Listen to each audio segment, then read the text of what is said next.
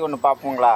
ம் இப்போ மனசு எல்லா சாவான்னு தெரியும். ம் ஆ ம் எப்படி இருந்தாலும் நானும் சாக போகிறேன், நீங்களும் சாக போகிறீங்க. ஆமாம். உண்மையா இல்லையா? அது ஆனால் 10 நிமிஷத்துக்கு முன்னாடி ம் சோறு வரலைன்னா உன்னை குழந்தை போட்டு திட்டுறது, ம். அம்மா திட்டுறது, ம் தட்டத்துக்கு வீசுறது, ம் அப்படி செய்யலாம். அவன் மறுபடியும் ஒரு ரொம்ப வருஷம் வாழ்ந்து போகிறானா?